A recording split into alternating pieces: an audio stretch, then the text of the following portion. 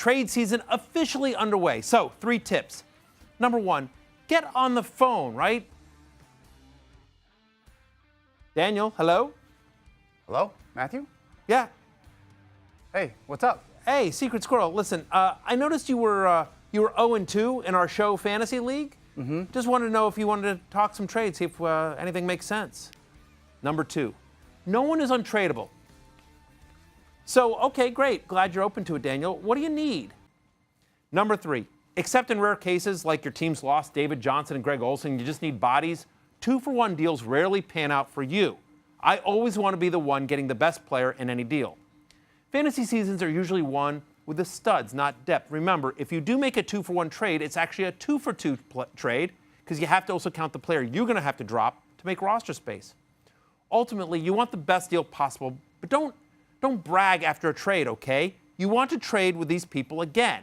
Ideally, the best trades help both teams. And finally, whatever trade you make, don't insult your league members' intelligence by proposing a rip-off trade unless you know for sure the other person isn't very smart. Matthew's offering Graham Gano for Ezekiel Elliott.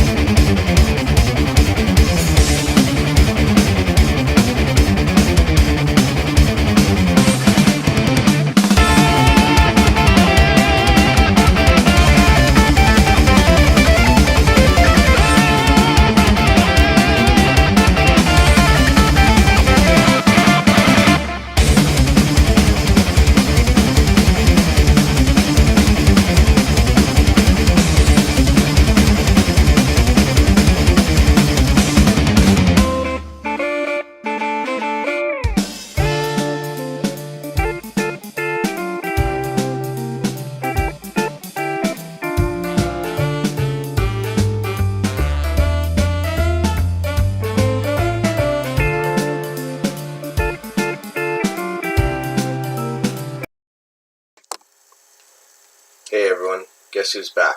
It's the Commish, back here with another draft preview. This time, we're looking at 3-time East champion Robert and Templars, original owner, a guy who's dominated that East Division. One more year left here of it being called the East Division, but definitely going to go down in history here in this division. Last year, a team that finished 8th. Career record, even though being 3-time East champ, is just above 500 at 28 wins, 26 losses, 0-3 in the playoffs. So those 3 East titles have translated to one and done in the playoffs. His best finish was 7th place back in 2016. Looking at the schedule, we like to look at the divisional games. Week 1, obviously, taking on Sean and Fallen Misfits, 2 guys that have been there from the beginning. And then Week 8, again, Steven in US1, a guy who's been here from the beginning. And then Week 9, new East guy division in there, Glenn and saving Matt's Ryan. I think that's going to be more of a challenge than what's been in the East before. And Week 11, Ryan and Longyard as well. So looking at the keepers for Robert and Templars, he's a Cowboys fan. I know that. So obviously he's going to want Dak Prescott, and he should rebound. Bernard, not the best running back to have as a keeper, 33rd last year. DeAndre Hopkins, this guy's a beast, 2nd place. I wouldn't be surprised if he could end up first with a healthy Watson this year. But then this is where it gets interesting. J.J. Watt, yes, he should be coming back, hopefully, but the injuries have been concerning. And keeping a DL, it can be okay, but then here's the more questionable one. Keeping Keanu Neal, a defensive back, he was 7th best, sure, in fantasy last year.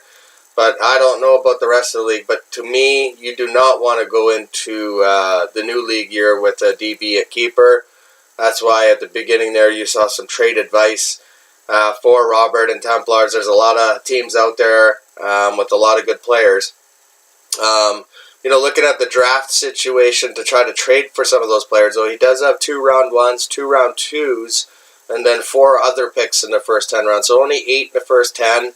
But I think, definitely capable of sacrificing one of those to improve at keeper. And then rounds 11 to 20, 10 picks. Rounds 21 to 30, 12 picks. So for, Robert and Templars, it's clear to me from the commission's opinion that this team has to find a way to improve at keeper and sacrifice at least one of those top 10 picks. And